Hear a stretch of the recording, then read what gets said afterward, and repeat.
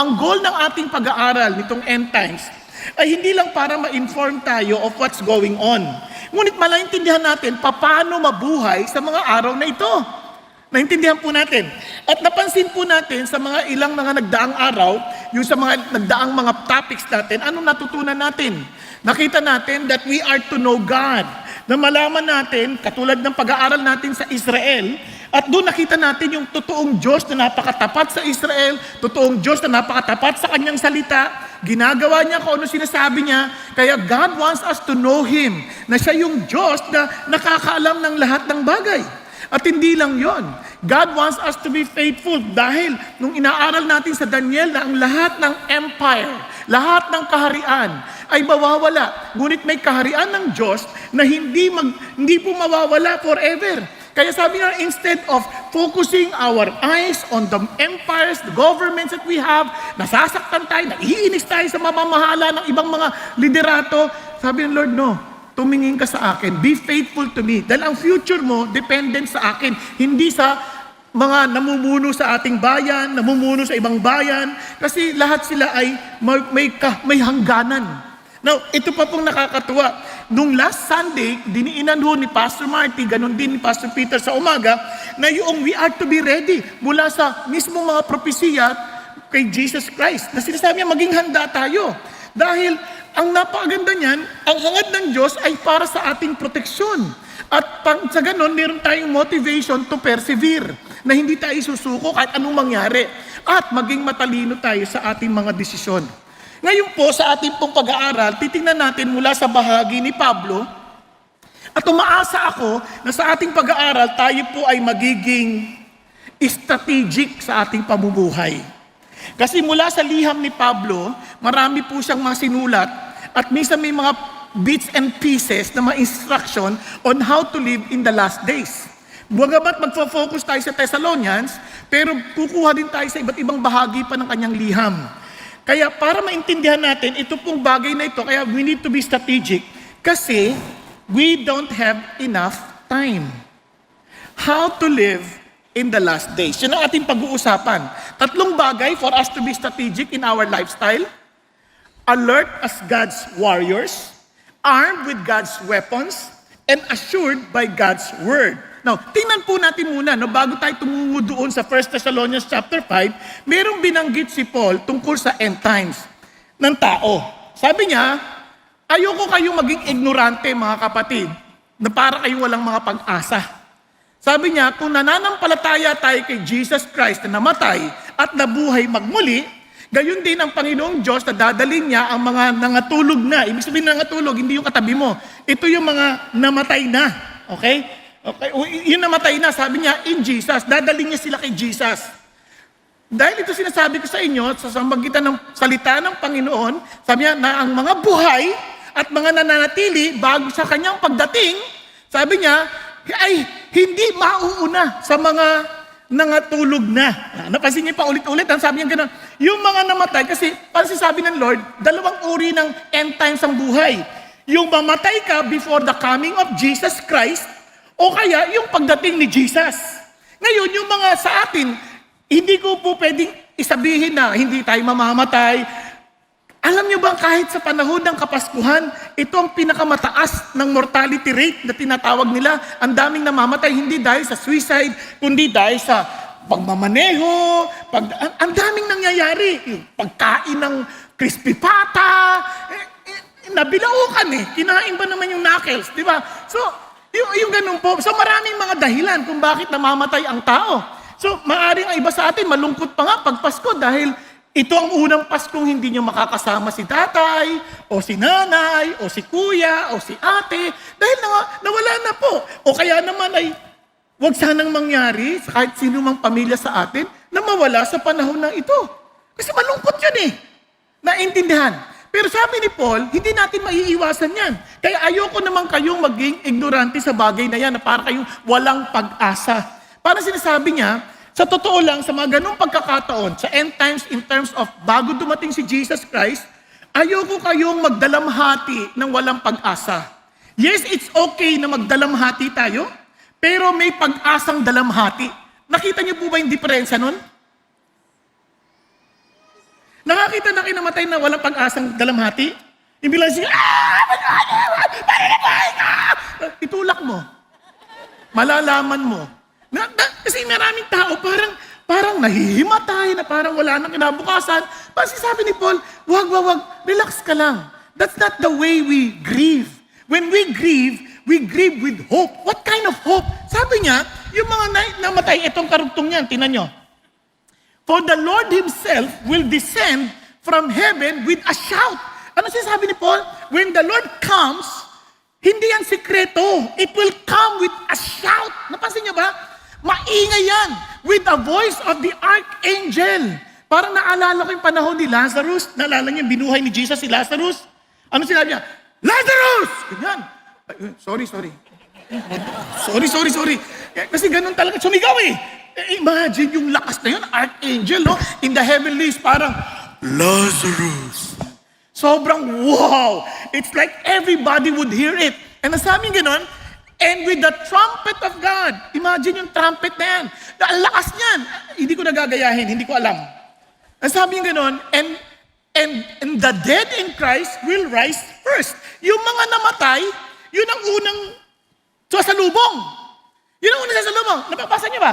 Yun ang unang nasasalubong. Ngayon, yun naman, sabi niya, and then those who are alive, yung mga buhay pa, nang dumating si Jesus, will be caught up together. Yung tinatawag lang rapture. They will caught up together, at sabi ganoon, in the clouds to meet the Lord. So muna yung mga matay mo na, ang bibilis yan, susunod yung mga buhay. Nakakatawa, no? Tapos sabi ganoon, to meet the Lord in the air. Sasalubungin ng Panginoon Diyos o Panginoon sa Kristo sa kalangitan, sa himpapawid, habang bumababa siya. Para isa welcoming the Master, welcoming the King of Kings. Are you following? Now, sabi ganoon, so we shall always be with the Lord. At lagi na natin siyang makakasama. Ngayon, baka tanungin niyo, yung mga ibig sabihin na natutulog, itong bubuhay na magmuli, pag namatay ka ngayon, matutulog ka lang. Matutulog ka lang. Hanggang hintayin na yung pagdating ni Jesus, hindi ganun ang ibig sabihin ng natutulog. Ang natutulog, ang kaya ginagamit yung salitang natutulog sa mga namatay na kay Kristo, it conveys rest. Are you following? Kaya if you want to see that, go to Revelation chapter 14, verse 13. Hindi ko na babasahin sa inyo. It is a rest from our labors. Kaya yung word na tulog is rest. Di ba? Kung nyo ma-imagine, tingnan nyo katabi nyo, restful. Di ba? Ganon yung idea ng natutulog. Now, bakit ko nasabing hindi ganun, hindi yung natutulog na hangintay mo ng pagdating ni Jesus? Remember the thief on the cross? Today, you shall be with me in paradise. Hindi yung, matutulog ka muna ha. At sa paradise, susunduin kita doon, tulog ka ha. Hindi ganon. You will be with me in paradise. The idea is this. Tignan nyo, para maintindihan natin, si Paul explained this in 2 Corinthians. Sabi niya, meron pala to. Hindi na magmagana. Ayan. Therefore, being always of good courage, and knowing that while we are at home, referring to this body, in the body, we are absent from the Lord. Ngayon, yung verse 7 yan, we live by faith, not by sight. Ngayon, verse 8, we are of good courage, I say, and prefer rather to be absent from the body, and to be at home with the Lord. Ano yung sabihin yan? If you're absent in the body, you're dead, you are present in the Lord. Naintindihan? Okay, tuloy tayo ha. Sabi niya, kaya naman, pag dumating si Jesus, the moment we face God, itong amazing. Therefore, we also have our ambition, whether at home or absent, to be pleasing to Him. Bakit? Because we must all, lahat, will appear before the judgment seat of Christ, so that each one may be recompensed for his deeds in the body according to what he has done, whether good or bad. Exciting ba yun? Di ba? Parang the Lord will give us what we deserve based on what we did, whether good or bad. And obviously, kapag tayo, ito po, rewarding ceremony dito ha. Hindi we're not talking, kasi yung mga hindi Christian, yung mga hindi sa Lord, they will be judged. Ano yun? Final judgment na yun, to be thrown into the lake of fire. Pero for the followers of Jesus, ito yun, they will be recompensed based on their work, whether good or bad. Kung gusto nyo maintindihan yan, basahin sa 1 Corinthians chapter 3. Yung gawa natin will be tested by fire kung ang materials ang gawa natin is made of wood, hay, or straw. Dumasik pa, sorry ha. Umabot sa'yo? Ay, salamat. Di ba? Naintindihan ninyo? Na ngayon, yung ano po, kung gawa naman natin is made of gold, silver, and precious stones, wow, it will be rewarded. Ang sarap, di ba? Yun ang ating expectation. Yun ang dahilan kung bakit we need to be prepared. We need to understand all these things kasi gusto ng Lord mabigyan tayo ng award. Naalala ko kahapon, nung Christmas party ng isang ministry natin, nakakatuwa, they're giving awards to the volunteers who work well. But ang sarap ata ng pakiramdam na tinawag ka. Di lalo na kung si Jesus yung tumatawag, di ba? Yung pakiramdam mo, wow! Kasi ganito yan, no? Nung nag-take po ako ng masteral ko ng ministry, doon sa aming klase, 8 lang po yung ni-recognize na may honor. Nung tinawag na lahat yung may honor, parang kumpleto na eh. Sabi ko, grabe, sarap ng siguro pakiramdam pag tinawag, no? Yung parang ganyan, di ba? Parang tinawag na sila lahat. Namin yung konti. Bahit asawa ko, hindi niya napapansin na, parang puno na eh. Biglang tinawag yung pangalan ko. Uy, nakayabang ha. Sabi niya, hindi, lang, saling ket-ket lang. Pero, tinawag. Pero alam nyo, hindi ako natuwa dahil naparangalan, kundi ito yung natuwa ko. I sense, parang na-imagine ko yung day na, well done, good and faithful servant. Napaluha talaga ako. Sabi ko, Lord, gusto ko nito yung sa langit. Ayoko nung dito.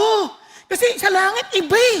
Di ba? Yun yung talagang gusto ko. Ito, ano man to? Parang tao lang nagbibigay ng award. Gusto ko yung sa langit. Will you be saying the same thing to me? Are you following?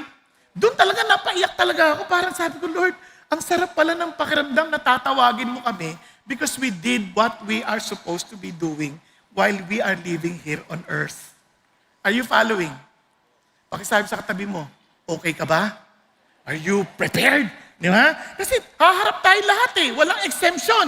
Kaya, ngayon, ano yung sinasabi ni Paul? Nasasalubong kay Jesus. Ano yung sinasabi na, ito yun, ang emphasis doon, we will be given a new body, na yung body, na hindi lang po yung spiritong nandun kay Jesus, kundi yung body, bibigyan tayo ng bagong katawan. Similar to the glorified body of Jesus Christ, nakakain tayo. Maglalakad tayo. Kasi sa langit, yung talagang, yung after, kasi yung end times sa pinag-usapan natin, judgment of the wicked yun. Yun yung tatapos sa lawan ng pag. Tayo naman, for eternity. Di ba? Ngayon, kakain tayo with Jesus, kaya may pista. Sabi nga ni Jesus, hindi sa kakain ito hanggat sa dating ng araw na yan. Di ba? Tapos ito pa, hindi lang yun. Yung iba sa atin, mamumuno ng 5 lunsod. Merong trabaho. Parang, wow, parang ito yung award eh. Awarding ceremony. Lord, naging doble ko po yung talentong binigay mo. Lord, nakaka-excite, di ba? Parang, wow, Lord, totoo ba to? Pero mo, niligtas na tayo, binibigyan pa tayo ng privilege to be awarded. What a privilege! Pero nyo, sino ba naman tayo para bigyan pa ng ganong karapatan? Parang malungkot kayo. Di ba dapat masaya tayo? Sabi, paano naman sasaya? Every time nagsiservice ako, nakatulog ako. Anong award yun? Sleeping award. Yeah. Malay mo. Basta si Lord, bibigyan tayo ng according to what we deserve. Ito yung sinasabi ni Lord. Sabi, this is, behold, I tell you a mystery. Sabi niya, we will not all sleep. Ay, hallelujah. Kaya naman, konti lang natutulog. Hindi, joke lang. Hindi lahat tayo mamamatay. Sabi niya, we will all be changed in a moment. In a twinkling of an eye, at the last trumpet, for the trumpet will sound and the dead will be raised imperishable and we will be changed. We will be given a body, the body that we desire, na hindi mo na kailangan mag-BB cream. A body that we love, na hindi mo na kailangan maglagay ng mga efficient oil. Sarap ng yung body na hindi ka naginiginaw. Yung body na talagang, this is exact, na hindi ka nagpupumilit mag-sit up para lang mawala yung tiyan. It's the body that exactly you've been dreaming of. Because it's the body that God created especially for you. Ang sarap nun. Tapos you will have a life that you've been dreaming to have. Hindi na yung parang di ka nagkukumahog ka, nagtrabaho ka ng trabaho, na parang walang nangyayari. Wala nang manloloko. Yung mga manloloko, they will be thrown into the lake of fire. Hallelujah. Yung mga lagi nang aasar sa atin, mga nambubuli sa atin, yung mga naninira sa atin, they will be thrown because it's the judgment day of God. It's the day of wrath, of vengeance coming from the Lord because He is defending us. He will be fighting for us. Yun ang ating Panginoon Diyos. Di ba exciting yun? Kung sa lupa nga, nangyayari na eh. Di lalo pa sa eternity. Sasampulan ko kayo. Nung nagtatrabaho ako as an accountant, meron akong kliyenteng Ali. Sabi niya, ayaw ko maglagay, pinipilit nila ako. Ganun ba? Huwag ko kayong mag-alala. Aayusin ko po yan. Inaayos ko talaga. Tapos pinakita niya doon sa, manager ng basta, yun. Yung mga nagtitingin ng examination. Yun. Hindi naman lahat ganun masama. May nagkataon lang. Eto na. Sabi niya, sino accountant mo? Ang husay naman nito. Walang kalusot-lusot Sabi niya, ang ganda naman gawa. Mamayang konti, pero alam mo, may pera ka ba dyan? Akin na muna yun. Kinuha agad yung pera ng Ali. Biyuda na nga, kinuha pa rin. Pagkatapos sabi niya, alam mo naman dito, kahit anong galing ng presentation mo, hihingan ka pa rin. Di tawag yung Ali, umiiyak. Ano, sir? Iyak. Bakit po? Kinuha pa rin yung pera ko. Ganun ba? Di bali na ho. Papaltan mo ng Diyos yan. Pero huwag kayong mag-alala. Pupunin ng Diyos yung mamang yan. Hindi, kasi sabi ko, totoo ang Diyos. Pinag-pray ko. Rinig niya. O mag-pray tayo. Pinag-pray ko. Naku, paglipas lang ng ilang araw, patay. Lupa pa lang yan. Paano pa kaya sa eternity? Kung kayang gawin yan ng Diyos ngayon, di lalo pa sa eternity. Hindi ko pinagpe-pray mamatay. Ang pinagpe-pray ko lang, Lord, ipakita mo ang katwiran ninyo at ang katarungan ninyo sa mamang ito. Nang sa gayon, hindi siya gagayahin ng iba. Ay, naku po. Kaya minsan natatakot ako mag-pray. Lord, yung mga natutulog na ito, bigyan mo sila ng kapahingahang totoo. Yung ganyan, hindi ko ginagawa. Ang prayer ko, that you will experience the joy of the Lord. Di ba? Pero what I'm trying to say, God is real. God is real. God is true to His words. Kaya huwag kayong matakot. Imagine, there is a day of vengeance. Kaya marami sa inyo na scam, yung nakuha nila sa telepono ninyo, relax kayo. Hindi nyo man alam kung sino sila, alam ni God kung sino sila. Kaya mag-ingat tayo. Kaya ba't ganun pa man, tayo ay maging mabangbatsyag. Kaya dahil sabi ng Panginoon Diyos, dahil sa ganitong kalalagayan, ano sabi ng Lord? Therefore, be careful how you walk, not as unwise, but as wise. Paano ka magiging matalino? Making the most of your time because the days are evil. Not enough time. Are you following? Maraming tao, mga kabataan, matagal pang panahon, bata pa kami, mag-i-enjoy muna kami. You just don't know. Time is so short. Hindi mo alam. Now, tingnan sabi niya, so then, do not be foolish. Huwag kang mangmang. Huwag kang stupido. Sabi niya, but understand what? The will of the Lord is. Intindihin mo yung kalooban ng Diyos sa iyo. Intindihin mo yung kalooban ng Diyos sa buhay natin. Intindihin natin anong pinagagawa ng Diyos para sa atin. Now, if I ask you, ginagawa mo ba yung will ng Diyos? Then if not, you're wasting your time. And in other words, you're wasting your life. If you are not living according to God's will, then you are wasting your life. Sayang. Alam nyo, pag umidad na kayo at pumatak na kayo, nagkaroon na kayo ng bagong citizenship, na senior citizen, for sure some of you would feel, Lord, parang ang lapit na. Kaya binibigyan na kami ng discount. Di ba? Hindi ko pa alam ang feeling. Wala pa ako doon. Naintindihan niyo sabihin, parang, kaya ba ako binibigyan ng discount dahil malapit na? Naintindihan ninyo? Pero what I'm trying to say, may iba nakakaramdam na ng, ano kaya, kailan kaya ako mamamatay? Ano kaya mangyayari sa akin? May naramdaman ka na, ano to? Ba't may masakit ako sa tuhod? Ano to? Yung makulang ako, hindi na ako makabalik. Ano to? Di ba? Bigla ka makakaramdam ngayon. Ngayon bata ka, wala kang ganun mararamdaman. Pero pag umidad ka na, doon mo maintindihan, Lord, ano bang pinaggagawa ko? tama ba yung pinag-aksayahan ko ng panahon?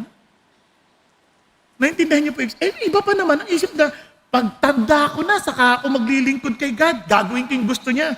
Ha? Kailan ka magsasalita tungkol sa Diyos? Pag wala ka ng ngipin, masasabihin, God is faithful. Wala nang makakaintindi sa'yo. Kailan ka hahayo para sabihin mo yung pinagagawa ng Diyos sa'yo? Pag di ka na makalakad, paano ka pa hahayo? Hindi ka aabot.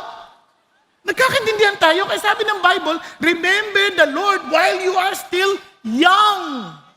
Because time is not forever. It is so short. Kaya just babalikan ko lang sandali yung diagram, ano?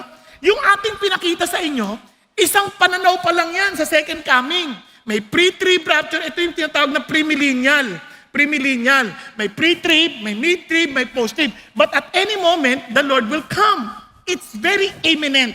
Ngayon, mayroong tinatawag na millennial kingdom. Yung darating, ito, symbolical lang. So He will come at any time. Yung isa naman, post-millennial, dito naman darating. But still, we don't even know when it will come. He will come at any moment. Are you following? Kaya, ang sinasabi ng Diyos, anong dapat natin gawin? Then let's live strategically. Paano? Una, alert as God's warriors. Tingnan natin mabuti, ano yung ibig sabihin ng alert as God's warriors? Unang-una, mag-usapan natin, we are God's warriors.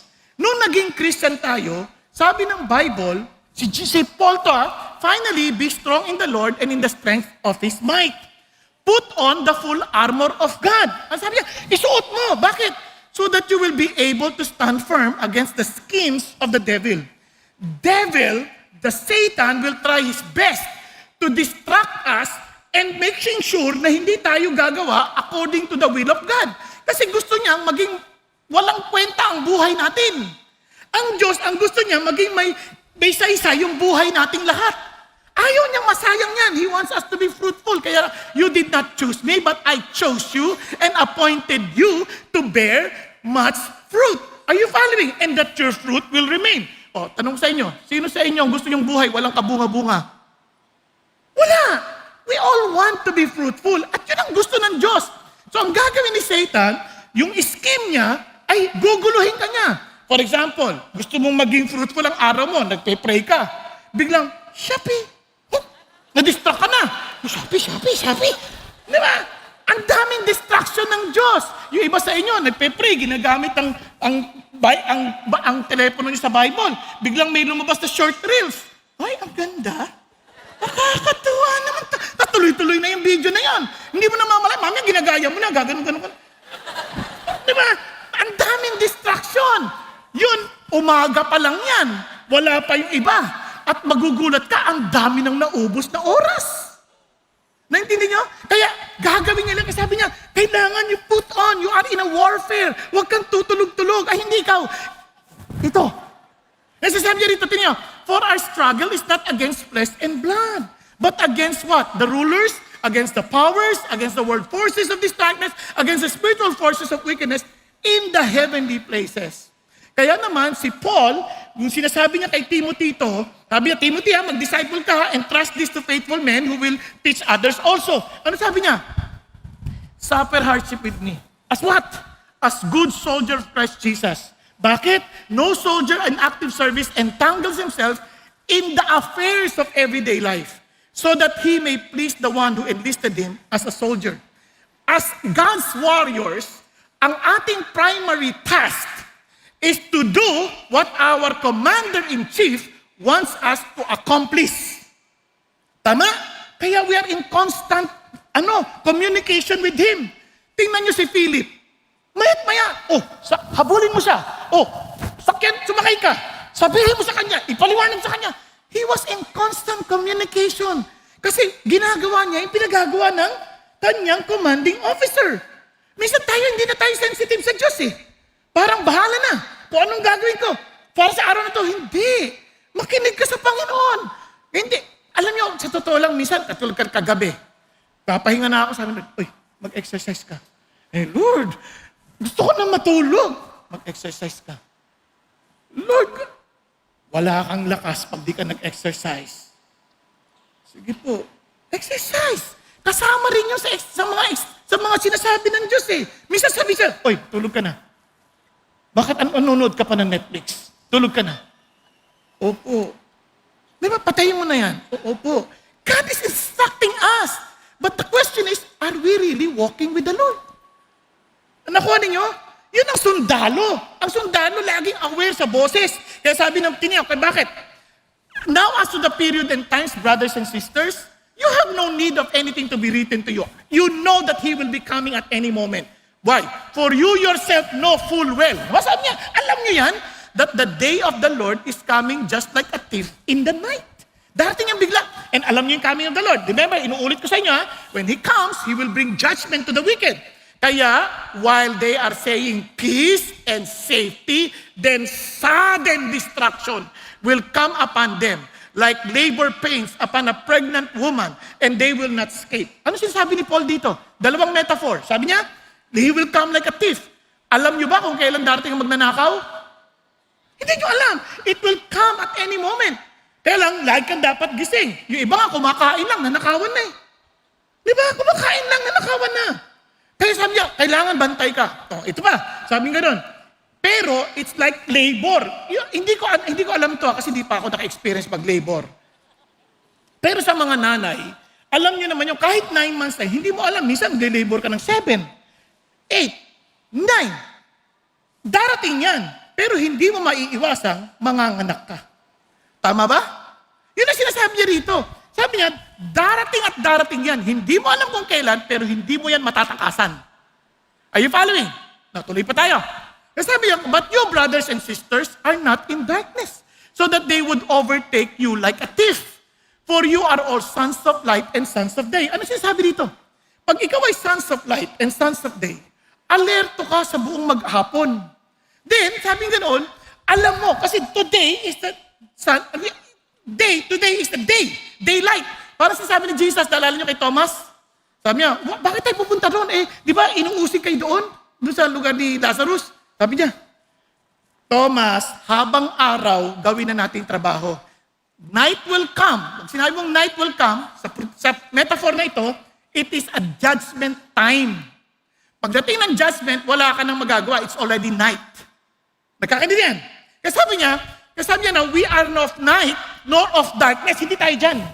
Kasi, so then, let's not sleep as others do. Bakit? Paano matulog yung mga anak ng gabi? Ginagawa nilang umaga yung gabi. Hindi niyo napansin? Kung hindi tayo alerto, marami sa atin, kaya tayo hirap na hirap makinig sa sinasabi ng Commander-in-Chief, antok na antok tayo. Kasi, ginawa nating umaga yung kagabi.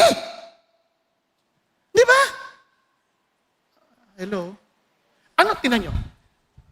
And sober, for those who sleep, sleep at night. Tama? Bakit hapon pa lang tulog ka na? Hindi ikaw. Nasa labas. And those who drunk, get drunk at night. Naglalasing sa gabi. Kaya nga, pagdating ng umaga, hilong talilong. Tapos paggising, kailangan kape, kakaka-hangover. Di ba? Hindi sila alerto. Hindi sila, ano bang difference ng alert sa ready? Kasi last week, be ready. Ano bang difference doon? Parang ganito. Kung ikaw ay mag-a-apply bilang security guard, magdadaan ka sa training. Trainingin ka, talagang for you to be ready. O ngayon tanggap ka na, kailangan mo lagi ka rin alerto. Kasi pwede kang ready, pero hindi ka alerto. Di ba? Hindi ng pagkakatulog nito. Ano kayong ginawa nito nung gabi? Naintindihan niyo yung sabihin? Kaya nga ang ibig sabihin ng alerto ay laging gising, laging napagbatsyag, laging vigilante, be on the lookout. Lagi siyang ganon. Para siyang dolphin. Ang dolphin, pag natutulog yon, bukas ang isang mata. Alam nyo? Hindi nyo alam? Kasasabi ko lang. I-research din nyo. Ang dolphin, dahil sila ay mammals, hindi sila isda, sila ay kailangan laging gising para yung kabila tutulog, yung kabila gising para hindi sila mawala sa paghinga. Amazing, no? Pero ganun ang sinasabi sa atin ng Diyos. Parang natutulog ka pero alerto ka. Alerto ka. Kaya itong bagay na to, laging hinahamon tayo ng Diyos na, uy, maging handa tayo. So ang tanong, how can we be alert? Alam niyo, pag binasa niyo yung Thessalonians, sinabi niya na rin doon eh. Una, we urge you, brethren, admonish the unruly, encourage the faint-hearted, help the weak, be patient with everyone. O saan niyo ito nararanasan? D group, small group, discipleship. Kasi doon mo nasasabi, uy, yung lakad mo hindi tama. Kasi kung wala kayong relationship as in a smaller group, mahirap sabihan ng isang tao, magagalit siya sa'yo. Tama, ito na lang party-party natin. Uy, magtira ka doon sa wala pa, hindi pa kumain. Grabe naman. Bayad din naman ako ah. Kung hindi kayo close sa relationship, mag-aaway kayo eh. Pero kung close kayo, ay oo nga.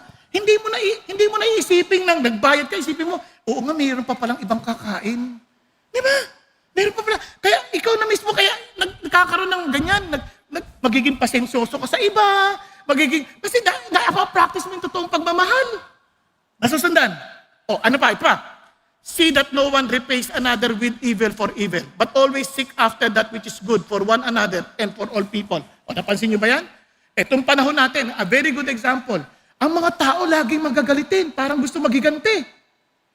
Di ba sa driving na lang, ginitik mo ako ha? Di ba? Hahabulin mo eh. Pero sabi ng Lord, huwag kang ganyan. Huwag kang gumanti. Huwag. Naunawaan? Kasi, yun ang sabi ng Lord, lagi kang mapagbasid. Kasi, huwag mong gantihan ng demonyo rin. Laging overcome evil with good. Oh, ito pa. Rejoice always. Nakasadaming tao ngayon hindi na mapagpasalamat. Hindi na masaya. Lagi na silang malungkot. Yung mga mukha nila lagi na kasimangot. Nakatanggap na regalo. Usapan, 500. 499 lang to ah. Nakita ko yung presyo nito sa Shopee. Di ba? Nagagalit na. Kaya sabi ng Bible, do not grumble and arguing because this is the kind of world we live in. Lagi na lang reklamo. Reklamong may leader, reklamong walang leader, reklamo ng, ang daming reklamo left and right. Sabi ng Lord, no, bantayan yung sarili nyo. Always rejoice. Bakit yan mag-alright? Paano magagawa yan? Pray without ceasing. Always talk with God. Always commune with God. And sabi niya, so that in everything give thanks for this is God's will for you in Christ Jesus. Diba? Nababantayan tayo. Alam niyo, lahat tayo may disappointment sa buhay. Lahat tayo may mga nadadaan ng ganyan, but can we run to God in prayer? And by running to God in prayer, God will minister to us. At pag nag-minister siya sa atin, tuturuan niya tayo to rejoice. Naintindihan po? Now, ito pa. Do not quench the Spirit. Do not despise prophetic utterances. Ano siya sabi ng Lord? Walk by the Spirit of God. Yes, in practice spiritual gifts. But examine everything carefully, hold fast to that which is good, and abstain from every form of evil. Live a holy life. And finally, now may the God of peace himself sanctify you entirely. Ano sabi ng Lord? And may your spirit and soul and body be preserved. Remember, complete without blame at the coming of our Lord Jesus Christ. Paano? Fully surrender your life to Him. Lord, do whatever is necessary for me to live a sanctified life. Hello? Nagkakaintindihan? Ang sabi niya, faithful is He who calls you, and He also will bring it to pass. Siya mismo ang tutulong sa atin to finish well. Ayun ay kung lalakad tayo with Him. Tama? Alala ko pag naglalakad kami ni Mrs. Pag nakakalayo ng konti, oy, bom. Hawak. Kaya lagi kong naano yun, napaglang, asa na Mrs. ko? Bakit? Kung pumunta yan, kumuha ng mga bibilin. Kailangan dito. Hindi, joke lang. Hindi ganun ang misis ko. Ako ang ganun. Kaya kailangan niya ako hawakan. Pero what I'm trying to say is this. Our God will always keep us. As in on the track. Para hindi tayo nawawala. Naunawaan? Now, listen to this alertness ha. Importante ito. Kasi dito, akala natin ganun lang kasimple. May isang security guard. Ay di, may lalabas ni janitor, uuwi. May maleta siya ngayon. Ay, ano naman ang maleta mo? Wala po. Buksan mo. Sabi nung siyempre alerto Binuksan. Wala nga. Okay. The following day. Ayan na, binuksan ko na yung maleta ha. Good. As third day, fourth day. Tapos sabi, dumating yung may-ari. Guard, alerto ka ba talaga? Opo! walang nakakalusot sa akin. Chine-check ko lahat ng maleta. Sabi niya, ba't nauubos sa inventaryo natin ng maleta? Hindi siya talaga alerto. Bakit? Maleta pala ninanakaw. Nauubos yung maleta. Kasi bakit hindi siya alerto sa mga pinaggagawa ng demonyo? And alam niyo kung bakit hindi tayo minsan alerto? Hindi natin inaalam ang schemes ng demonyo. Mamaya ipapakita ko sa inyo paano. Mamaya, pero dito muna tayo sa pangalawang bagay. Ano yung pangalawang bagay? We need to arm with God's weapons. Bakit? Kasi ang weapons natin, ang kalaban natin, hindi biro. Kaya we cannot do this on our own. Kasi yung weapon ng kalaban, yung weapon lang natin ang pwedeng humarap sa kalaban na yan. Kaya ang warning ni God, ganito. But since we are of the day, sons of the day tayo. So, lalaban tayo. Let us be sober, having put on, look at the words, the breastplate of faith and love. Sabi niya, and a helmet of the hope of salvation. Bakit sinasabi ni Paul to? Sabi niya, you need to be aware, when Satan attacks us, anong unang inaatake? Our feelings, our heart. Aatakihin tayo ng fear. Aatakihin tayo ng anxiety. Aatakihin tayo ng kung ano-ano. Ano sabi ni Paul? Uy, magsuot ka ng breastplate of faith. Bakit faith? Kasi yung faith na yan, that would be our protection. Yung faith na yan will tell us na talagang etong magtiwala ka sa sinabi ng Diyos. Kasi ito ang faith. Faith is the assurance of things hoped for. Pag sinabi ni God, as in that's the conviction, that thing, kahit hindi mo pa nakikita, dahil alam mo, pag sinabi ni God, gagawin niya. Okay tayo? So sabi niya, tinan niyo ng kasunod. Without faith, it is impossible to please Him. Paano daw yan? For he who comes to God must believe that He is, and that He is a rewarder of those who seek Him. Kumbaga, naniniwala tayo kung sino sinabi ni God, kung sino siya, panghawakan natin yan. Parang si Abraham. Sabi ni Lord sa kanya, imagine 75 years old, walang anak. Your descendants will be like the numbers of the stars in the sky. Naniwala. 75 years old ka na. Okay na sana yun eh. Pagtingin mo sa asawa mo, ay, ang tanda na. Menopause na ito. Pwede kang sabihin, Lord, menopause na. Malabo yung sinasabi mo. Wala siyang ganun. He believed that God is able to provide him the descendants that God promised. Ako, ano niyo ibig sabihin? Ganun ang Diyos. Pag sinabi niya, gagawin niya yun. Kaya alam ho ninyo, marami sa atin, hindi tayo mahawak sa salita ng Diyos eh. When God says, seek first His kingdom and His righteousness, all these things shall be added to you. Totoo yan. Panghawakan mo yan. Hindi mo kailangan manipulahin ang sitwasyon. Hindi mo kailangan dayain ang sitwasyon para lang maubigyan ka ng provision. Hindi. You need to trust whatever God tells you. Okay ba yan? Kaya pag sinabi ng Diyos na I will take care of you in your old age, okay, panghawakan mo yan. Diba? Kaya sabi na, bakit walang nangyayari? You have not because you asked not. Naghingi naman ako eh. You asked but with the wrong motive. Kaya checkin natin. Alamin natin, ba't hindi nangyari sa akin? Alam nyo, nakakatuwa kasi aaminin sa inyo, itong balikat ko sobrang sakit. Parang ayoko nang bumangon sa sakit. Sabi ko, Lord, paano magpipreach kung masakit yung balikat ko? Bakit hindi mo hingin sa akin? May pinagagawa ako sa iyo. Di hingin mong mawala yung sakit. Tapos pinag-pray ko. Nawala nga. Pero Lord, baka sumakit ulit. Gawin mo na yung responsibilidad mo. Di ba? Kung hindi ka mag-iingat, talagang sasakit ulit yan. Kaya nilagyan ko muna ng brace para hindi ako masyado malikot. Alam niyo naman malikot ako. Nakuha niyo yung sabihin. So gagawin ko naman yung bahagi ko. Lalagyan ko, kumbaga, gagawin ko rin yung dapat kong gawin. What I'm trying to say, dahil sinabi ng Diyos, gagawin niya yan. Naunawaan?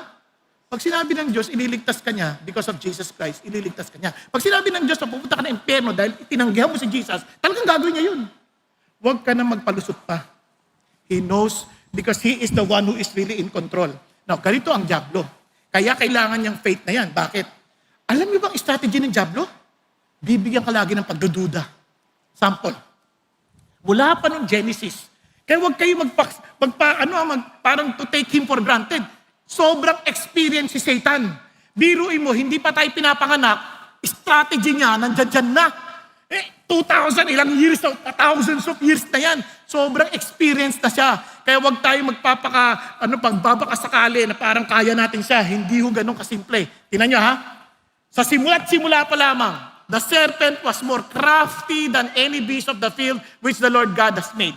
And he said to the woman, indeed, tingnan nyo, ang unang atake ni Satan, you shall not eat from any tree of the garden.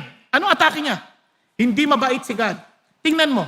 Di ba, hindi kaya pinakakain ng kahit anong prutas sa hardin? Yun ba talaga sinabi ni God? Ang sabi ni God, yun lang isang prutas na nasa gitna. Sa dami naman ng prutas na yan, bakit pa naman yung gitna pag didiskitahan mo pa? Pag-isipan niyo mabuti. Ang daming prutas, saging pa lang, ilang klaseng saging. May saging na pampalambot, saging na pampatigas, may saging na, nakuha ninyo, may senyorita, ang dami-dami. May saba, may latundan, may lakatan. Saging pa lang yun, ba't naman pag didiskatahan mo pa yung nasa gitna? Nakuha ninyo? Ang dami ating prutas na hindi nakikilala. Nagulat ako, pagpunta ko sa ibang lugar, uy, may ganitong palang prutas. Ang daming prutas. Ang sabi lang ng Lord, isang prutas lang ang pinagbaba. Malaya kayong kainin kahit ano. Pero ang sinasabi ni Satan, maramot ang Diyos mo. Pinagkakait, di ba? Ganun na sinasabi natin, ay, maramot ang Diyos mo. Pinagkakait niya yung girlfriend mo sa'yo. Di ba? Panahon na ito. Huwag mong antay ng kasal. Sabihin ng Diablo. Sa totoo lang sabi ng Lord, ano ka ba? Regalo ko sa inyo yan. Pero sa araw ng kasal, relax ka naman. Hindi mo ma-enjoy yan pagka ginawa mo na ngayon yan. Mapupuno ka ng maraming guilt. Nakuha ninyo? O, eto na. Ano sagot ng, eto naman babae, hindi alerto. Hindi pa rin armed properly. Anong ginawa? The woman said to the serpent, from the fruit of the trees of the garden, we may eat. But from the fruit of the tree which is in the middle of the garden, God has said, you shall not eat from it. Or touch it, or you will die. Aba, sobra naman. Basahin yung Genesis 2. Hindi naman sinabing huwag hawakan eh.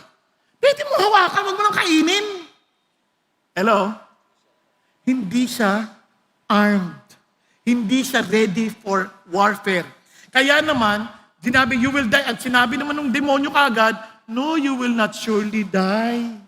Hindi totoo yung sinasabi ni God. You will be like Him. Di ba? You are already like Him. You are created in His image. Ibang-iba si Jesus. Si Jesus. Pag sabi, tinan nyo, duda pa rin, pareho pa rin. Are you really the Son of God? If you are the Son of God, turn this stone into bread. Di ba? Ano sabi niya? Asian ako. Kanin. Ay, hindi ganoon. Ano sagot ni Jesus? Ano sagot ni Jesus? It is written. Agad-agad. Man shall not live by bread alone. It must have peanut butter. Wala siyang ginagdag. Basta sabi niya, but with every word that proceeds out of the mouth of God. Are you following?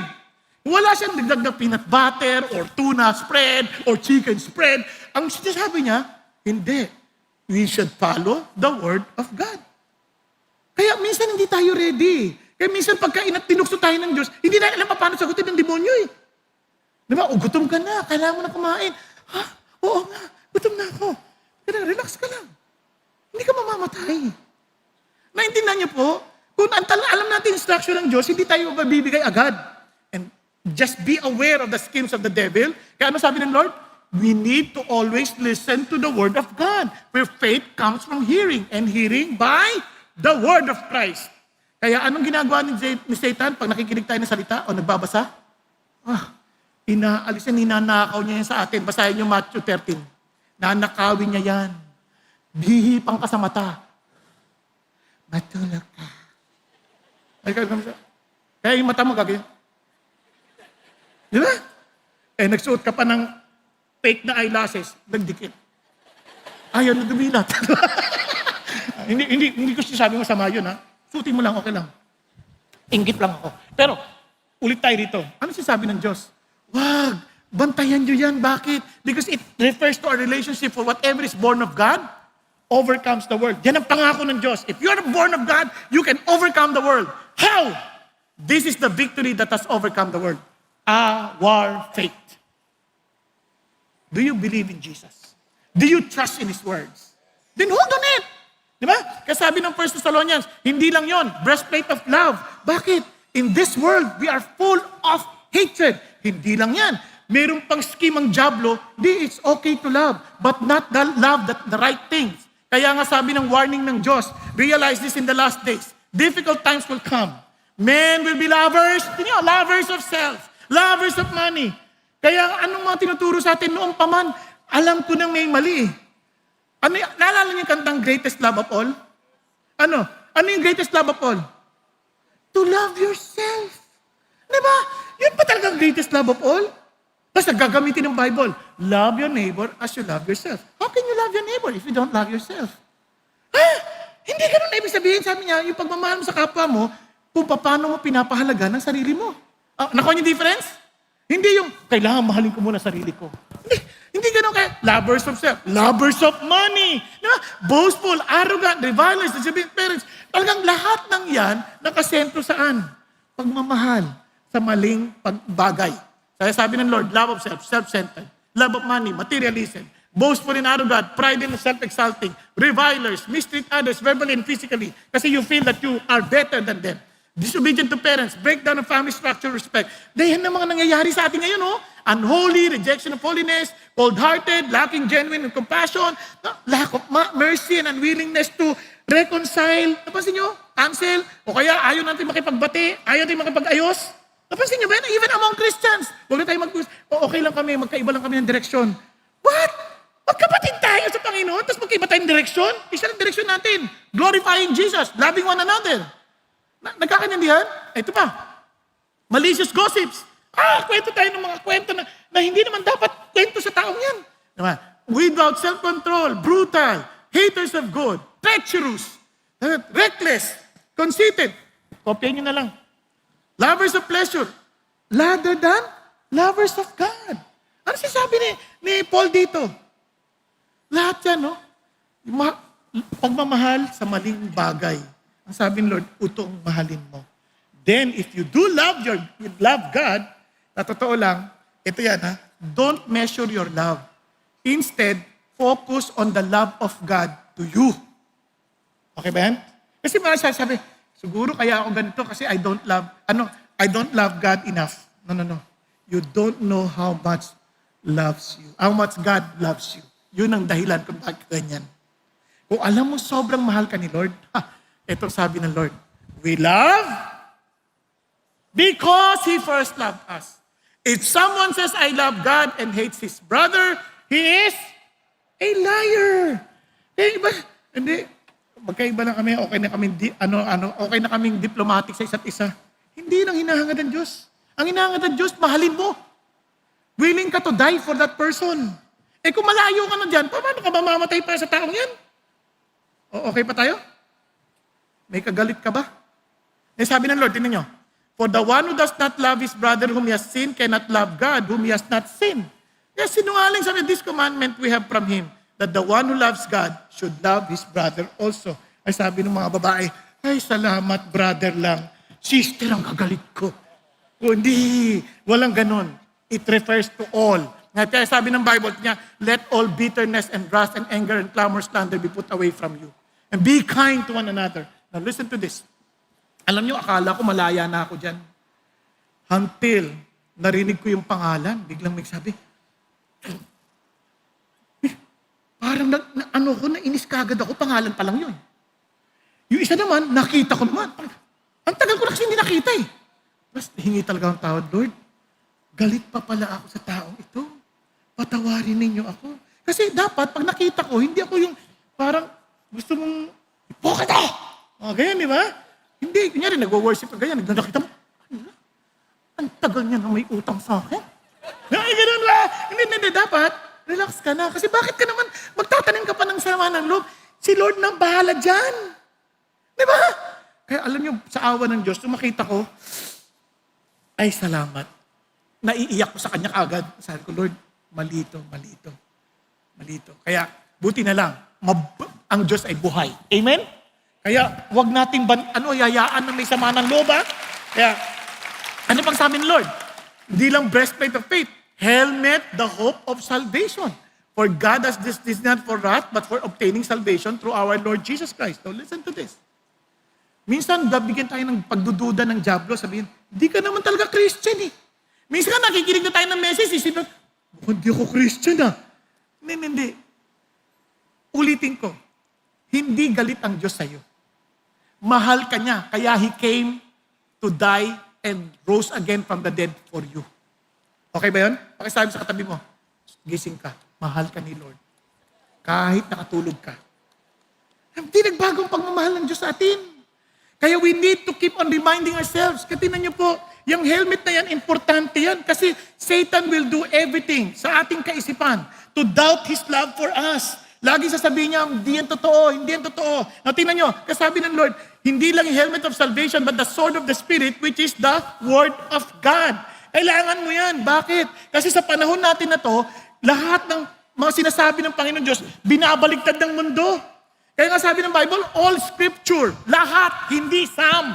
All Scripture is inspired by God. Profitable for what? Teaching, reproof, correction, training in righteousness, so that the man of God may be adequate, equipped for every good works. Minsan mas naniniwala tayo sa mga psychologists, mas naniniwala tayo sa mga scientists, maniniwala. Kahit na sabihin pa lang, hindi kasi totoo yun, hindi sa Bible, hintayin mo lang. Time will come. Makikita mo, yung sinabi ng Diyos, yun ang totoo, ito hindi. Everything changes, but His Word never changes. Never changes. Amen? Yun ang ating panangawakan. Totoo ang Diyos. Kaya ito nakakatuwa. Tingnan ninyo ha. Saan kayo nakakita? Sabihin na natin ang Bible, hindi salita ng Diyos. Sabihin na natin ha, at its worst, hindi salita ng Diyos. Saan kayo nakakita ng aklat na inusig na ng maraming taon, hindi nawala? Sabi naalala ko ng panahon ni Voltaire, I will prove to you that Christianity is a myth and I will write volumes of books to prove that the Bible and Christianity are myth. Diba? Tapang, alam nyo kung ano nangyari. Nung namatay si Voltaire, 100 years later, ang first printed Bible ay na-print sa mismong bahay niya. Pag-isipan niyo mabuti. Grabe naman to. Hindi lang yun. Sinulat ng iba't ibang klase ng tao sa iba't ibang panahon, as in 1,500 years difference. And yet, napaka-cohesive, napaka-united ng tema. Subukan niyo magsulat tayo sa pare-pareho nating panahon. Sagulat natin, what is love? Magkakaiba pa tayo. Eto, lahat sila pareho. Lahat tumutungo patungkol kay Jesus Christ. Nakakagulat. There is something in this na talagang, pagdating sa history, it's so reliable. Hindi lang yon. Yung mga fulfilled prophecies. Sinabi ng Diyos, nangyari. Parang, mayroon talagang may hawak sa mga taong ito. At ang pinakamakapangyarihan sa lahat, yung mga taong sinserong sumunod sa Panginoong Jesucristo, sa kanyang salita, nagbagong buhay. Pag-isipan niyo. Kaya kung hindi totoo to, ano to? Kaya kung hindi mo binabasa, ang laking kawalan sa'yo. Bakit? Biruin mo kung ito yung kalidad ng aklat na ito, hindi mo binasa, sayang naman. Sa totoo lang, kung naintindihan nyo lang kung saan ako nanggagaling, nung bata ako, ang tatay ko matalino, mabait, ang kanya lamang, stricto at perfectionist. Ayaw niya na nagsasalta ng mali-mali ang sinasabi sa taas. Pag nagkamali kami sa grammar, hinahatak ang aking patilya. Kaya ito, matibay. Sayang nga sana dito siya humatak. Pero, ito ho, kaya minsan takot na takot ang magsalta. Kaya sinabi ng Lord, magpipreach ka. No way, Lord, no way, no way. Hindi ko kakayanin yan. My dad will surely die. My dad will surely have a heart attack. Pag narinig niya na ako magsalita, ayaw ko. Sabi ng Lord, tinawag kita. Paano yung nakaraan ko? Wala po akong alam. Bulol po ako. Amen. Tinawag kita. And alam ko ninyo, unang-una, para hindi mamatay ang tatay ko sa sama ng loob, kinuha na siya ng Lord. Nung 2 buwan akong nag-full time. Hindi dahil ako natutuwa, syempre iyak ako ng iyak, dahil doon pa lang kami nagkaroon ng pagkakasundo ng tatay. Na mahal kong tatay ko, doon ko na-realize na lahat ng ginagawa niya para sa ikabubuti ko. Kasi sa totoo lang, ang laki ng frustration ng tatay dahil junior ako eh. Nung pinanganak ako, cute. Akala niya, hindi nagbabago mukha, junior. Nagsisisi siya ngayon. Bakit ako ang junior? Sana yung iba, di ba? Merong kapatid na matalino, gwapo, sana sila na lang, di ba? Wala siya nagawa. Nagawa na niya na, junior. Eto ngayon. Sugod na ginawa ng Diyos, nung nagtuturo na ako, yung first time nakita ko ng nanay ko, nagulat. Sabi niya kasi galing siya sa Canada. Ikaw ba talaga yan? Opo. Sabi niya, bakit? Bakit, Nay? Nung nakita kitang lumalaki, hindi bumubuka bibig mo. Ngayon, hindi na nagsasara. Ano nangyari? Alam mo, may Diyos na nagbabago. Ito pa, mas totoo. Ito, narinig ito ng mga anak ko. Yung uncle ko, isa sa mga tinuturing ng pinakamatalino naming uncle. Pumunta sa amin. Sa harapan ng mga anak ko, kumakain kami ng pananghalian. Nililibre ko na ha. Alam niyo itong tatay ninyo? Bobo to! Sa harap ng anak ko, bobo itong tatay ninyo.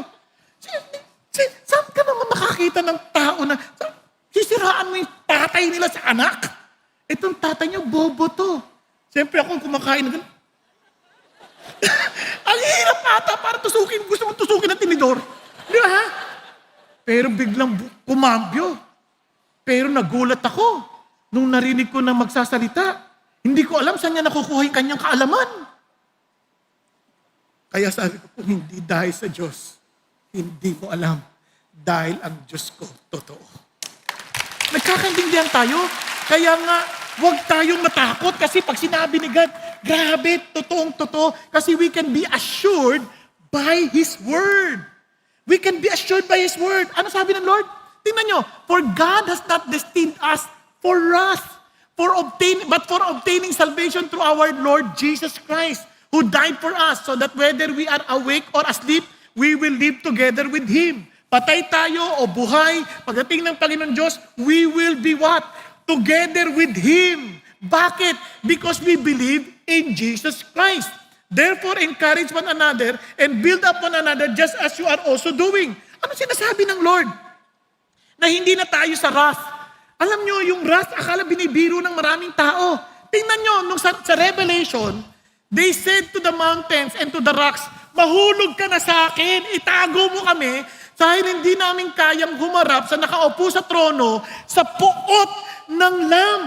Alam nyo, nung binabasa ko yan, nakakita na ba kayo ng lamb? Ang cute yan ng lamb. Paano ka matatakot sa lamb? Para makita mong isang lamb na galit, medyo kakaiba to. Para maintindihan natin sa Filipino context. Ang baby, ang cute niyan. Tama? Cute yan. Walang natatakot sa baby. Pero kung magalit yan na maging anak ni Janice, ibang usapan na yan. Yung mga bata hindi na alam yung anak ni Janice. Nagiging monster. Nagiging tiyanak. Parang pagka-monster na yan, labas na yung mga pangil, na kaya ka ng parang sisirain, sobrang nakakatakot. Now imagine a lamb all of a sudden becoming like a monster. Kasi sabi nila, hindi namin to kaya. Mahulog na lang sa amin ng bato. I would rather die with the rocks falling on us or mountain falling on us than to be in the presence of this wrathful lamb. Hindi namin to kaya, para kaming luluray-lurayin. Are you imagining it? Kasi sabi niya, tinan niyo, for the great day of their wrath has come, and who is able to stand? Walang makatatayo. But because of the love of Jesus, because of the death and the resurrection of Jesus, according to the scripture in 1 Corinthians 15, ano sabi ng Lord? Hindi siya galit sa atin. Encourage mo ang bawat isang yan. Hindi siya galit sa akin. Paano? Romans, sabi ni Paul, what then shall we say to these things? If God is for us, who is against us? Kung ang Diyos ay kakampi natin, hindi siya galit sa iyo. He wants to save you. Who can be against you? Kaya sa totoo lang, paano siya magiging galit sa iyo? Hindi niya nga pinagkait ang kanyang sariling anak eh. Ngunit i-deliver niya ang kanyang anak para sa ating lahat. That He will not also... Ano pang ipagkakait niya sa atin? Napansin niyo ba yun? Sabi mo, baka naman si Jesus ang galit sa atin. Anong galit si Jesus? Sino magbibigay sa atin ng mag-aakusa sa atin? Sabi niya, Siya nga mismo nag-justify sa atin. Siya nga nagpawalang sala sa atin. Siya ang magko-condemn. Si Christ nga ang namatay para sa atin. Oo, sa halip, sabi niya, siya nga yung nabuhay magmuli. Siya nga nakaluklok sa kataas-taasan sa kanang kamay ng Diyos na nag-i-intercede, na namamagitan para sa atin. So, palagay mo, huhusgahan ka niya? Hindi. Paul, baka naman hindi totoo sinasabi mo. Ano ka? Paano hindi totoo? Sabi niya, sino makakapag-iwalay sa atin sa pagmamahal ng Diyos? Tribulation, distress, or persecution, or famine, or nakedness, peril, or sword? Ano ka ba? Kung hindi totoo yan, tingnan mo naman, for your sake, we are being put to death all day long. Halos araw-araw para akong papatayin. Lagi akong uusigin. We were considered as sheep to be slaughtered. Tanga ba ako para magpakamatay nang hindi naman totoo? Nasusundan ninyo? Hello? Ano sabi niya? Ganun ba? Kaya tandaan mo to ha. In all these things, we overwhelmingly what? Conquer through Him who loved us. Magtatagumpay tayo. Bakit? Dahil kay Jesus na nagmamahal sa atin.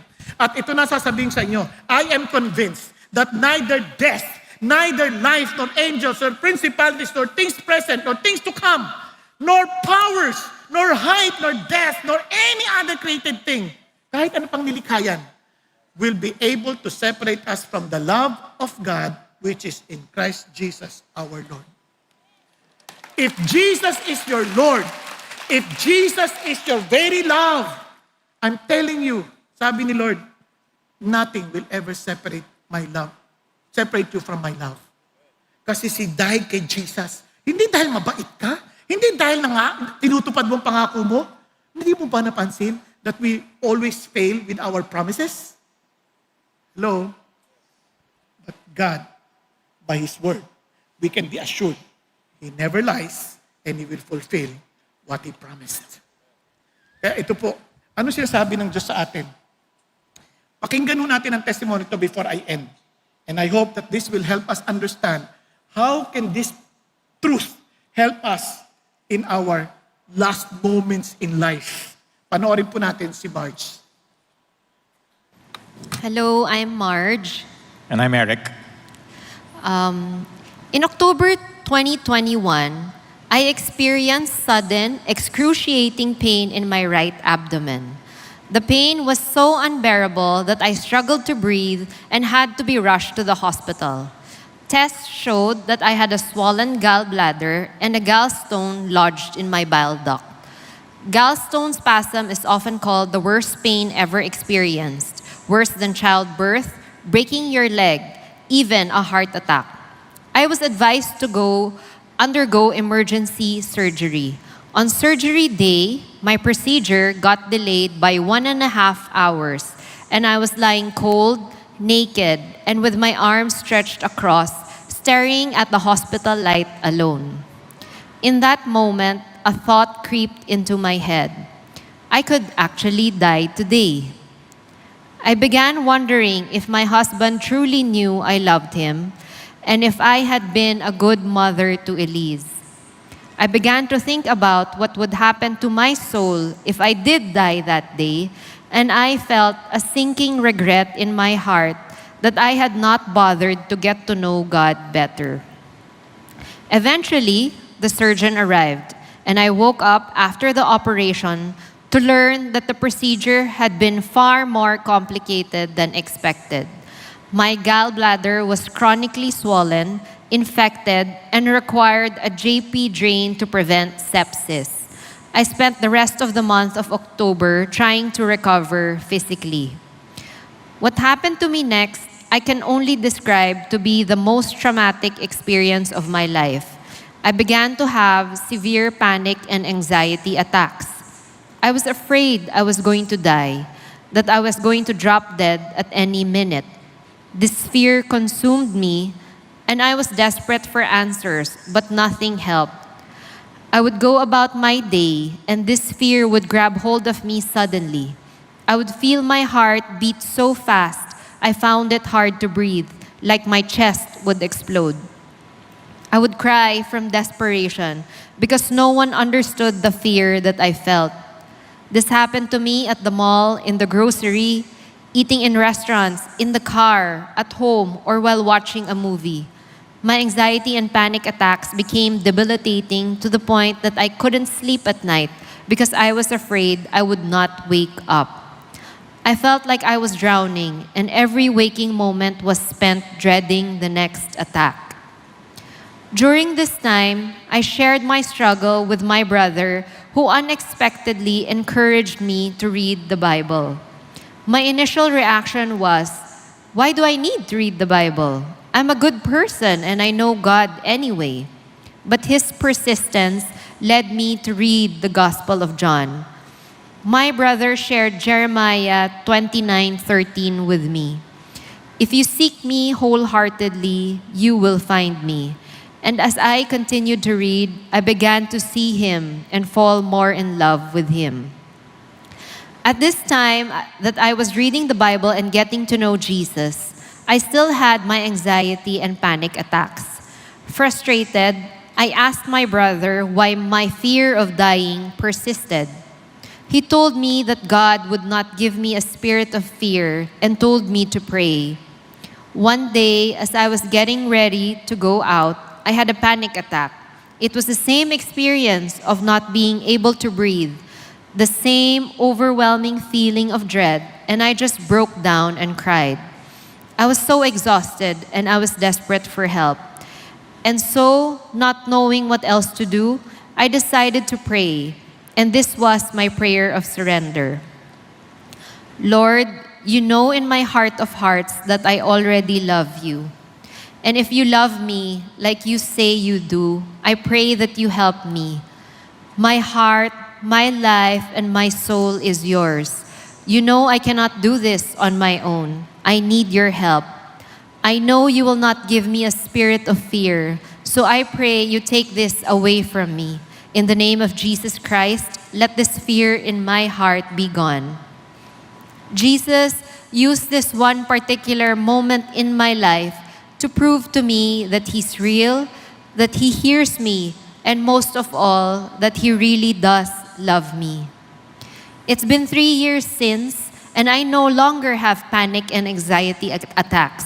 Whenever I start to feel dread and fear, I call His name. He is my Savior and my champion. At His name, my anxiety cowers away. Today, I am free, fearless, secure, and loved more than I can imagine.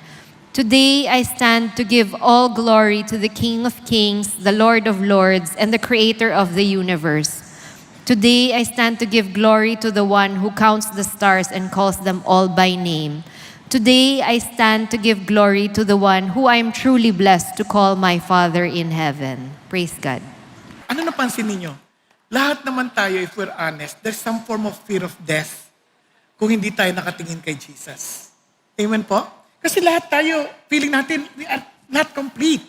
But our completeness is in the Lord. Yun ang sinasabi ni Lord dito sa Thessalonians. Kaya nga po, gusto ko lamang pong magtapos sa ganito.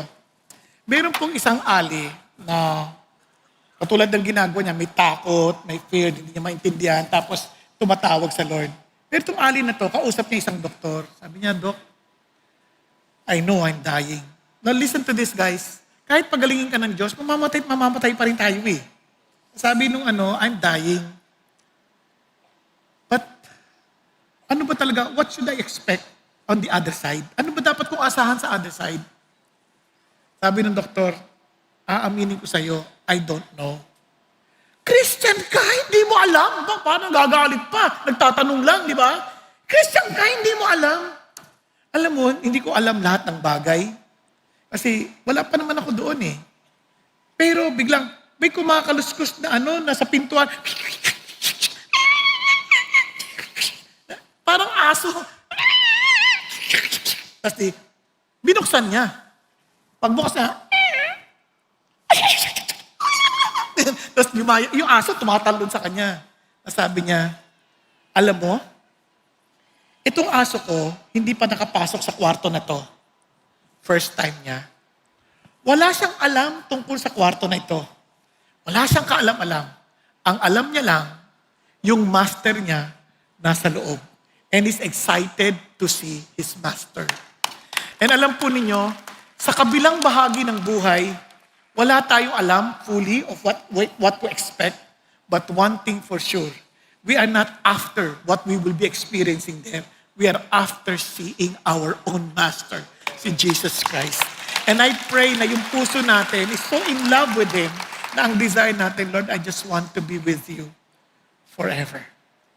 Tayo pong lahat ay yumuko at pumikit sandali. Kapatid, kayo lang nakakaalam ng totoo ninyong kalalagayan. Alam nyo, marami tayong fears. Bawat taon na dadagdag sa atin, parang bawat taon din ay nababawas sa atin. At alam nating palapit ng palapit ang ating pakikipagtagpo kay Jesus. At kung sakali naman na manatili tayong buhay at dumating siya, ganun pa rin. Ang tanong, are we really excited to see our Master? Ano bang dahilan ba tayo natatakot? One, baka hindi siya ang Master mo. Pangalawa, inaangkin mo siyang Master mo pero hindi ka close sa Kanya. Malayo ang puso mo sa Kanya. O marahil, wala tayong naintindihan anong klaseng Master meron tayo. Kapatid, I'm telling you now, the Master that we have is the very Master who created you and always thought of you, thinking of how He could save you. So He sent His only Son, Jesus Christ. Namatay siya, nabuhay na magmuli, just to tell you, I overcame death. So death has no victory. Death has no sting. Jesus Christ overcame death. Yan ang Master natin. Siya rin ang sasama sa atin because He is the way, the truth, and the life to the Father. No one can come to the Father except through Jesus Christ. Our salvation, our deliverance from the wrath of God is only because of Jesus, who died for us and who loved us so much that He could not bear heaven without you. That He was willing to live the comfort of heaven just for you and for me to be with Him in eternity. Ang tanong, siya ba talaga ang Master ng buhay mo? God doesn't want you to be religious. He wants you to really submit yourself to Him and tell Him, Lord Jesus, I accept you as my Master and as my King and as my Savior and my love. Take over me. Allow me to live only for your will. Help me to be so hungry for your truth that I will always desire to know you and to walk according to your will and ways, that I will not regret leaving this world knowing that our time is so short. And thank you, Lord our God, that you want us to be alert as God, as your warrior. You want us to be armed with your weapon, the breastplate of faith, love, and helmet of assurance of salvation. Thank you, Lord, that you are our Savior.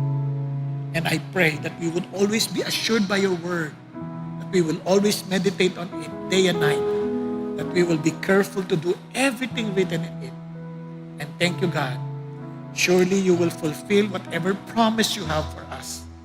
Thank you, Jesus. Thank you, Lord. Kaya mga kapatid, if you haven't decided to accept Jesus as your Master, God is giving you this chance. Taas mo kamay mo, Lord, be humble enough. Lord, ayoko na mabuhay na ako ang Master ng buhay ko. You are my Master. I accept you as my Master. Kapatid, if that's your heart's desire, yes, be humble. Raise your hand to the Lord. Lord, I'm raising my hand, Father God, as a sign of surrender that you are indeed my Master and I accept you as my Lord and my Savior. Father in heaven, I thank you that you see all these hands raised, O God. Lord, you know the cry of their very hearts. You know, Father God, the desire, Father God, to totally surrender themselves to you. And I pray, Lord our God, as you promised, Lord, that you will bring salvation to those who believe in you. As you promise, O God, that you will always arm us, Father God, with your weapon that to make us victorious in this life, O Father. Our very faith in you, that you are indeed the Son of God. You are the Christ, the Son of the living God. And Lord, thank you that by your words we can be assured that whatever you say, you will surely fulfill it. So Father God, I pray to bless every family we represent. I pray to empower every one of us with your Spirit and allow us all to be effective, Father God, soldiers of yours, that we will fulfill our mission and will always desire to please you at every moment of our lives. And Father God, and to really be expectant that one day we will be hearing you saying to us, well done, good and faithful servant. We love you, Lord, because you first loved us. So, Lord, may we always desire and be hungry of your word, that we will always, Father God, seek your will every day of our lives, knowing that your word is the lamp unto our path. In Jesus' name we pray. Amen, amen, and amen. Hallelujah.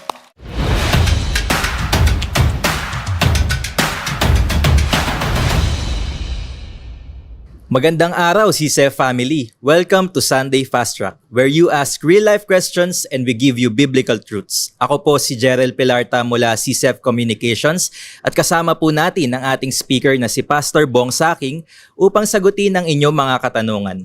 Maraming salamat po sa mensahe, Pastor. Kamusta po kayo? Mabuti naman sa biyaya ng Diyos. Praise God po. Para sa ating unang question, sabi sa message kanina na dapat maging armado tayo with the weapons of God. Ang weapons ay maaaring maging defensive or offensive in usage. Paano natin maiingatan ng wasto ang pag-intindi at paggamit natin sa godly weapons para maiwasang maging offensive or defensive? Okay.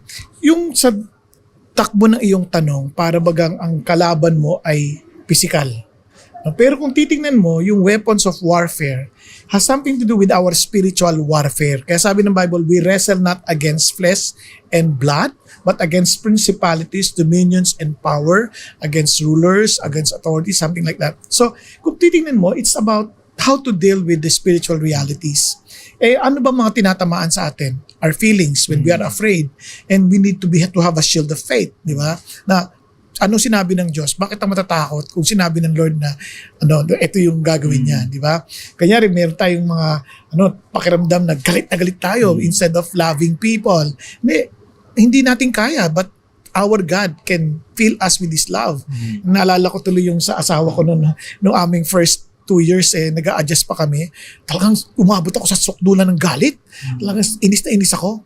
And sinapak ko na nga yung pader But I got reminded with yung ring. Di ba? No beginning, no end. Sabi ko, Lord, nakalimutan ko, it's not about my love, it's about your love, which has no beginning, which has no end. Lord, dugtungan mo yung limitado kong pagmamahal. And true enough, the Lord fixed that issue and nakita ko anong problema, na I was not giving enough time to my wife. And sabi ng Lord, love your wife just as you love yourself.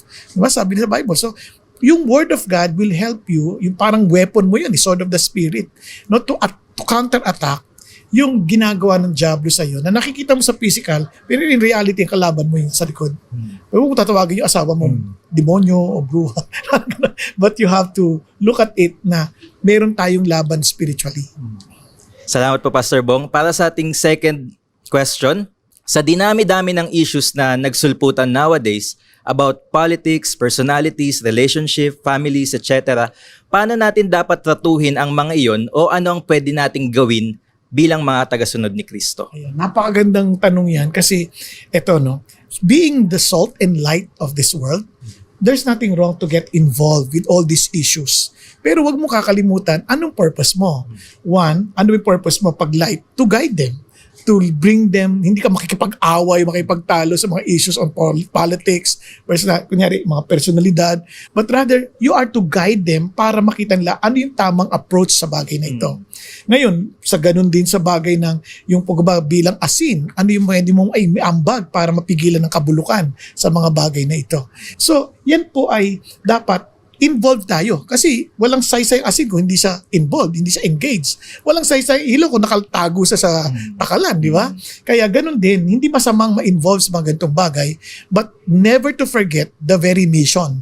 Kaya nga, natin, we are to always please our commander-in-chief, being his warriors. Kaya hindi yung dito sa mundo. Ganun pa man, the Lord will teach us what to do. So, walk by the Spirit and we will not fulfill the desire of the flesh. Praise God. Napaka-timely po ng sagot na yun, Pastor Bong. Para sa ating last question, paano natin maipapasa ng mabuti ang hope at assurance na meron tayo kay Kristo? At sa mga taong nakakahalubilo natin sa paraan na hindi pilit at nagtutunog mayabang o arogante? Ayun, naku, napakagandang katanungan ulit yan. Kasi ganito yan. Unang-una, ikaw mismo, you need to be assured of the Word of God. Nakikita mo at nai-apply mo sa buhay mo. Kasi kapag na-apply mo sa buhay mo, maiintindihan mo rin yung pinagdadaanan ng iba. So, pagka nagbigay ka ng payo ng iyong tagumpay, alam mo meron ka ring pait na pinagdaanan at napagtagumpayan mo sa biyaya ni Jesus Christ. So, hindi ka magiging arugante pag nagsasalita ka. At sa kabila nun, kailangan mo siyempre ng patnubay ng banal na Espiritu. Kaya lagi tayong to be seasoned with grace, sabi nga ng Panginoon Diyos. So if ever we will speak the truth, we will always speak the truth with love. Yan ang sinasabi ng Bible eh. So kailangan talagang equip tayo. Kaya nga we need to meditate on it day and night. Sabi ng Bible, ang ganda-ganda, this book of the law shall not depart out of your mouth. So, nag-uumapaw yan. Paano mag-uumapaw yan kung di mo pinupuno, di ba? And you shall meditate on it day and night, that you will be careful to do everything written in it.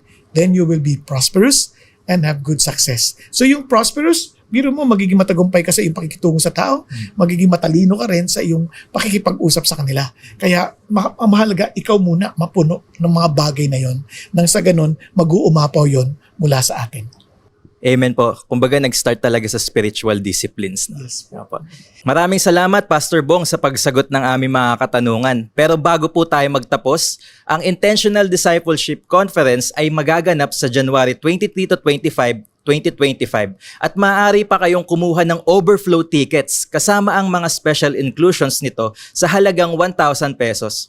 Mabilis na uubos ang slots, so make sure to get yours. At para naman sa mga may ticket na, pwede kayo mag-register ng inyong workshop sa December 15. Magkakaroon na rin tayo ng limited edition merch selling, kaya abangan nyo ito. Para kumuha ng ticket or mag-register ng workshop, just visit idc.org.ph. And that's it for our CCEP Sunday Fast Track. God bless.